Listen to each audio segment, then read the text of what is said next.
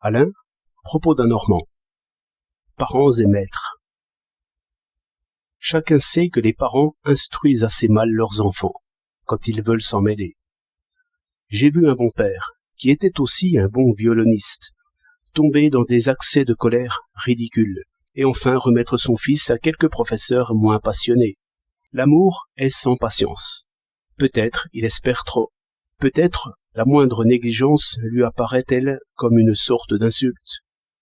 Enfin, ce sentiment, si porté à expliquer les fautes et à les excuser, lorsqu'il juge sur le rapport du maître, devient plus sévère qu'il ne faudrait s'il enseigne lui-même. Mais je ne suis pas surpris que l'on soit si sévère pour les siens. Ne l'est-on pas étrangement à l'égard de soi-même? Un homme pardonne bien aisément une maladresse d'autrui, mais le souvenir de sa propre maladresse le fait encore rougir 10 ans après. Ainsi rougit-il de l'ignorance de son fils comme il rougirait de la sienne propre. Il perd toute mesure, et les choses n'en vont pas mieux.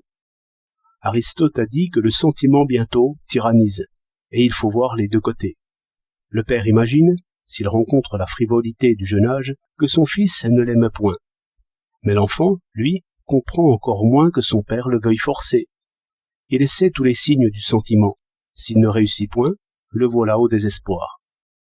Il y a un esprit de révolte et des crises de passion qui troublent profondément les familles, et que l'école efface aussitôt. J'ai vu un enfant hurlant que l'on traînait à l'école. À peine la porte refermée, il se taisait. Il se trouvait écolier par la force de l'institution.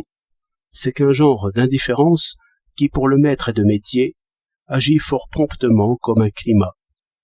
Précieuse chose que le sentiment, mais n'en attendons point des services qu'il ne peut rendre. Le tyran pensait bien que Guillaume Tell tremblerait à cause de son fils.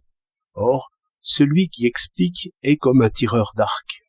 Il ne faut pas que la cible l'intéresse trop. Selon moi, le bon maître est assez indifférent, et il veut l'être. Il s'exerce à l'être. Un père peut dire à son fils « Fais cela pour me plaire », mais à la condition qu'il ne s'agisse pas de faire attention, d'examiner, de comprendre. Car, chose étrange, la bonne volonté trop marquée, l'ardeur, la vivacité, tout ce qui ressemble à la passion enfin, sont tout à fait incompatibles avec l'exercice de l'intelligence. Tant qu'un sujet vous touche vivement, pour une cause ou pour une autre, vous n'êtes pas en mesure de le dominer par la pensée. Il faut user d'abord le sentiment. D'un autre côté, le maître ne doit point dire « faites ceci ou cela pour me plaire ». C'est usurper sur les parents. Et l'enfant, qui a une extrême pudeur là-dessus, ressentira souvent toutes les preuves d'affection comme des espèces d'injustes contraintes. L'accent même de l'affection déplaît chez ceux qui n'ont point droit de le prendre. De là vient que les sentiments paternels, chez tout autre homme que chez le père, sont si aisément ridicules. Enfin, chaque relation de société a sa nuance propre. C'est au père qu'il convient d'agir en père, au maître en maître. Quelques-uns là-dessus ont des scrupules.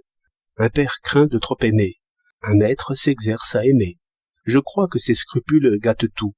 Il faut que chacun soit bien ce qu'il doit être, et que l'harmonie naisse des différences.